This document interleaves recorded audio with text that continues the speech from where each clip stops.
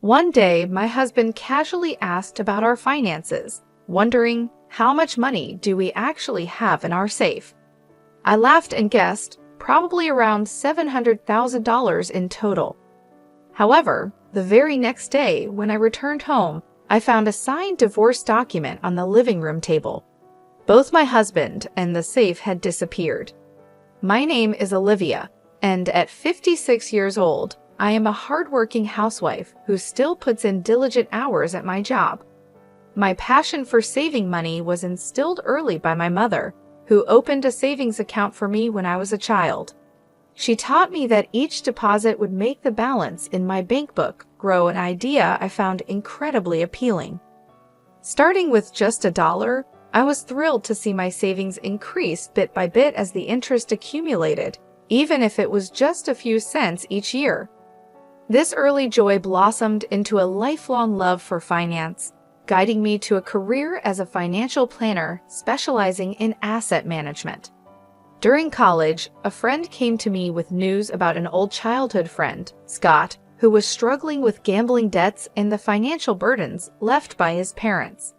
Intrigued, I agreed to meet Scott to offer some guidance. He was a charming man with an engaging smile. Despite his financial woes, there was something quite endearing about his troubled look. At my friend's urging, I helped him out, little knowing that this would lead to a complex series of events. Looking back, I might have had a small crush on Scott, but I could never have predicted the twists and turns that followed. I suggested he consolidate his debts and lower his monthly payments to get his finances back on track. Soon after, Scott and I began dating, despite my friend's warnings against it. We pressed on and eventually married. This decision would lead to unexpected challenges and dramatic changes in my life. I firmly believed that marrying Scott would enable us to tackle this family's financial issues together. Even though I had a stable income for someone my age, most of Scott's earnings went towards clearing his existing debts. I urged him to cut financial ties with his parents to avoid further debt accumulation. To help manage his expenses, I provided Scott with a monthly allowance of $2,000. When Scott decided to sever these financial dependencies, his decision was met with outrage from his mother, who berated him as an ungrateful son and expressed regret for his birth. His father also criticized me, labeling me a thieving cat.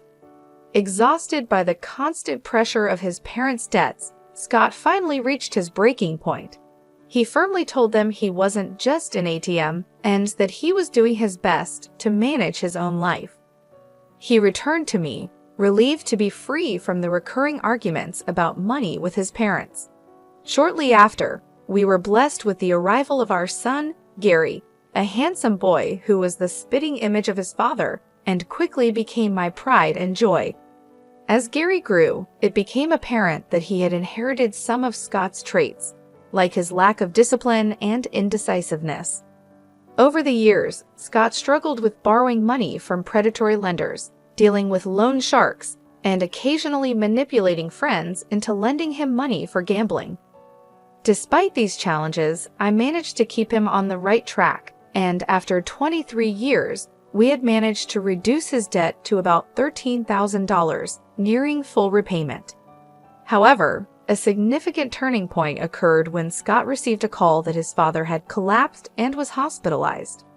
Scott left work early and sent me a message apologizing for breaking our promise to avoid contact with his parents. He explained that his father had suffered a minor stroke. While it wasn't life-threatening, it was serious enough that he should not overexert himself. Scott expressed his desire to stay with his parents for a while to offer support during this difficult time. Despite my offer to join him, Scott insisted that I stay focused on my work and avoid the potential for mistreatment from his parents. This decision marked a poignant moment in our lives as we navigated the complexities of family obligations and personal commitments. I had provided Scott with some extra funds to help with hospital visits, anticipating that his parents might be struggling with medical bills. Since then, Scott began visiting his parents more often, each visit costing between $450 to $650 from my pocket. It appeared that my in-laws were facing financial hardships and depended on Scott for support. Though these amounts added up to roughly $3,200 to $3,800 each month, I decided to ignore it for the time being. A year had elapsed since my father-in-law's health scare, and both in-laws had visibly aged. I felt they needed someone to support them during this challenging time. As for me, my perennial hobby was always about saving money. One day, while I was pulling out my bank book from the safe with a smile, Scott, who usually paid little attention to my financial habits, curiously asked, "Hey, how much money do we actually have in that bank account you always look at so happily?" I casually replied, "It's about $700,000 now." However, the following morning, I discovered divorce papers on the living room table, and both Scott and the safe had disappeared. At breakfast, despite the shock, I couldn't help but smile, realizing Scott had been eyeing the money in the safe. Moreover, he had planned to take the entire safe with him. Although not the sharpest tool in the shed, the thought of him trying to physically carry the entire safe almost made me burst out laughing. In our home, we have a red cat named Bella, and we installed a pet camera to watch her adorable antics, which brought joy to my days. During lunch breaks, I would tune in to watch the camera, finding delight in Bella's endearing behavior. One day, as I turned on the camera, an unexpected scene unfolded in our living room on a weekday. My in-laws and my husband Scott were having a surprising conversation. They marveled at the nice house Scott was living in and praised what they thought was his excellent salary. Scott's father, with a hint of pride, mentioned his own decent earnings, but lamented that I controlled it, leaving him with just a $2,000 allowance. They comforted Scott, suggesting he deserved more and subtly hinting that he was being shortchanged by me. This revelation was startling and shed new light on the dynamics within our family. It seemed as though Scott, influenced by his parents, had forgotten all about the hard work I had put into managing his debts. He nodded in agreement with his parents, seemingly oblivious to the sacrifices I had made on his behalf. I wondered what thoughts were running through their minds. In the past, Scott had been overwhelmed by debts from his parents, obligated to hand over cash every month, which made it hard for him to manage his own finances. Now he was complaining that it wasn't fair for him to receive only $1,000 a month, especially when his wife me had substantial savings in the bank. As Scott aired his grievances, my in-laws' eyes sparkled, eagerly exchanging glances as they awaited his reaction. "How much is in that bank account of yours?" they prodded, leaning forward with anticipation. "Last I checked, I think it was around $510,000, or maybe $610,000, Scott responded vaguely. They pressed further, questioning whether that money rightfully belonged to him. Despite the considerable effort I had invested in reducing his debt from nearly $430,000 to just $15,000, it seemed that Scott's perspective had been swayed by his parents. His easygoing and indecisive nature, despite his charm, led him to side with their views. Witnessing this conversation through the pet camera, with my hard-earned savings potentially at risk, left me utterly devastated. Tears streamed down my face as I sat at my work desk, watching the scene unfold on my phone. I had been diligently managing our living expenses from Scott's income, allocating most of it to repaying his debts. The realization that all the efforts to secure our financial future were being undermined by his parents' manipulation was heart-wrenching. Despite providing Scott with a $1,000 monthly allowance from my own earnings and explaining this arrangement to him, it seemed as if he had forgotten everything over the past 23 years. I had given myself to him unreservedly, but the current circumstances left me feeling desolate and pitiful. My heart ached as though I was drowning in my own sorrow, and I felt as if I was on the verge of breaking. Nevertheless, I made sure to record their conversation and sent the footage to my son. Overwhelmed by the emotional strain, I left work early that day, seeking solace at my usual bar, where I shared my woes with the bartender. His gentle words of comfort helped me, and in that moment, any lingering affection and intoxication for my husband dissipated. I expressed my thanks to the bartender and looked forward to a more hopeful encounter in the future. After leaving the bar, I returned home with renewed determination. In my study, I contemplated how to retrieve the bank book that was hidden inside the safe, a daunting task. But I was ready to devise a plan to prove that underestimating me was their mistake. It was clear that gathering evidence was the first crucial step. I diligently monitored the pet camera daily, and to my dismay, more unsettling truths began to emerge. My husband was bringing a young woman into our home during what were supposed to be his work hours, treating her as if she were a regular guest, approximately 2 times a week. Witnessing my husband's infidelity crushed any remaining desire for tranquility during my moments of watching our cat, Bella, who also seemed distressed and began to avoid the area. This betrayal not only ruined my cherished relaxation time, but was also an unforgivable act of deceit. Determined to seek justice, I vowed to take stern action against them.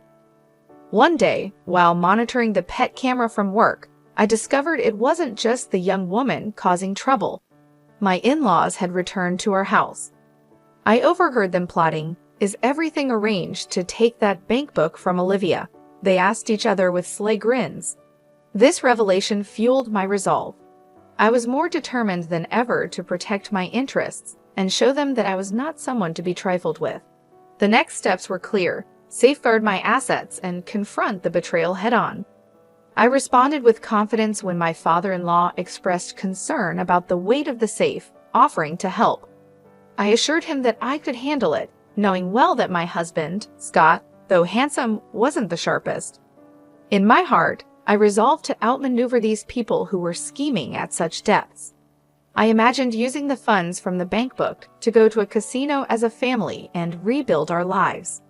Despite a pang of guilt about using Olivia's savings, my in-laws had convinced Scott that their actions were justified for his happiness. They urged him to swiftly divorce the woman he was seeing and leave the divorce papers on the table, eagerly anticipating the money from the bank book and the arrival of his new wife. Scott reluctantly agreed, and their unsettling plan began to unfold. Back at my office desk, sipping coffee, I recorded the scene unfolding on my phone screen. Oddly, I found myself somewhat understanding of their motives, realizing the extent they would go for money. Yet, I was no longer upset or sad. Instead, I felt a burning determination to give them a taste of their own medicine. The day finally came when my husband inquired about the money in the passbook kept in the vault. Casually, I informed him that it contained about $500,000. The next day, upon returning home, I discovered a signed divorce paper in the living room, and both my husband and the vault were gone. Smirking over breakfast, I acted swiftly.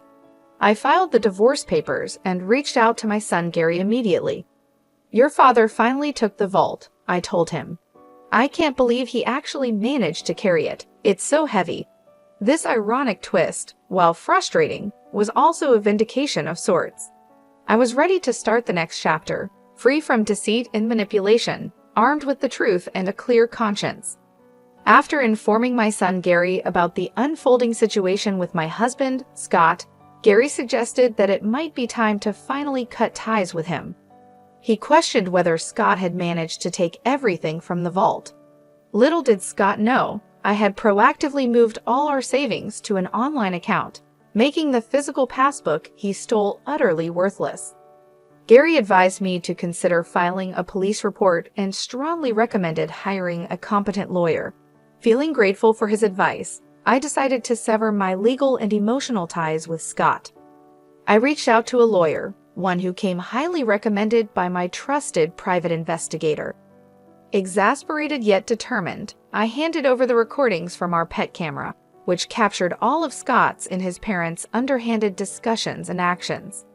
I provided these to both the police and the lawyer, eagerly awaiting their response to the clear evidence of deceit.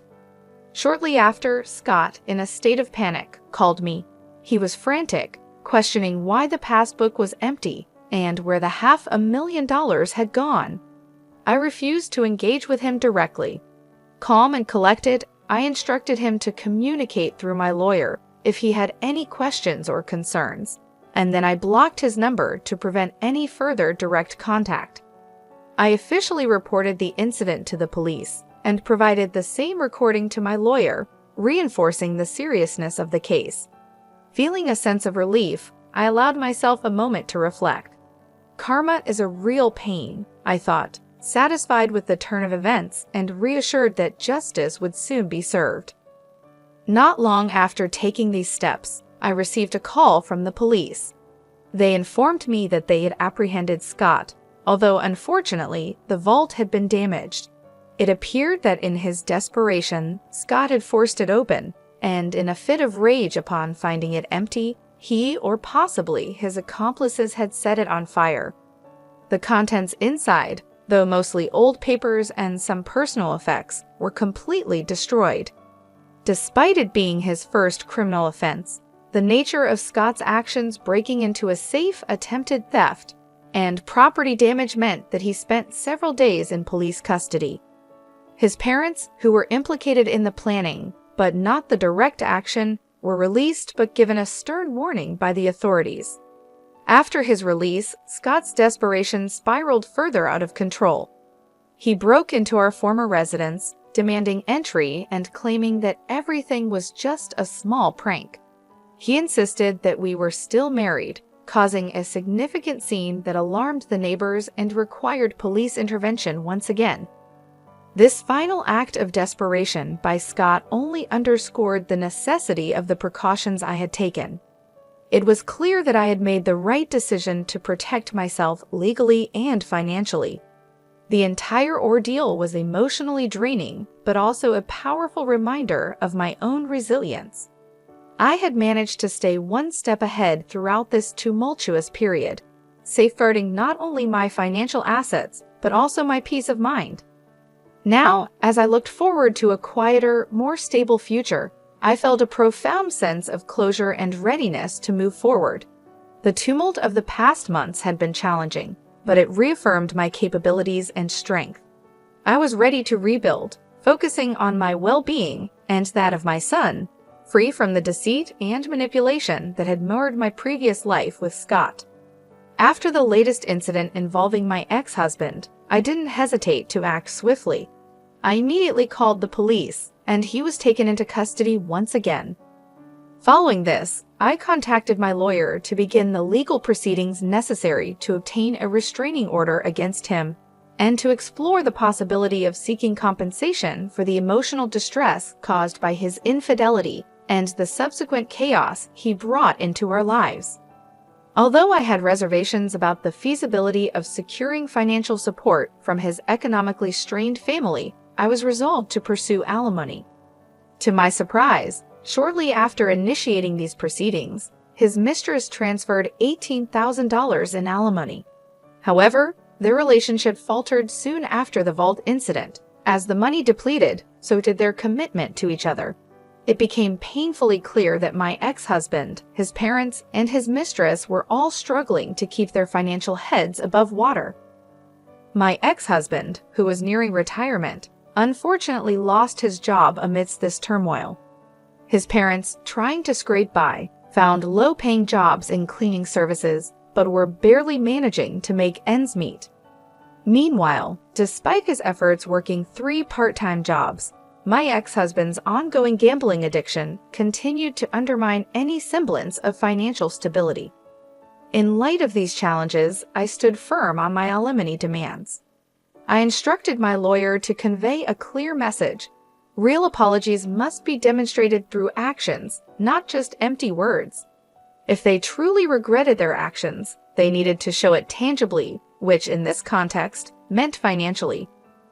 Despite the opportunities I had offered my ex-husband to clear his debts and start anew opportunities he squandered under the influence of his gambling-addicted parents, I found myself reflecting on my own financial security. The $700,000 I had saved was the fruit of a lifetime of diligent saving and wise financial management. Realizing the importance of enjoying life while securing my future, I decided it was time to focus on personal fulfillment. I took pleasure in the simple joys of life, such as updating my bank book. I'd also opened a new bank account, ensuring better management and security of my finances. Currently, I lead a serene life with my cherished red cat, Bella, who provides constant companionship and comfort. My son occasionally visits, bringing with him stories of his own life adventures and his girlfriend, which adds a layer of joy to my days. Now, my priorities center around self-care and planning for the future. One of my first actions was to consider the purchase of a new, larger vault, a practical measure to ensure the safety of my accumulated savings.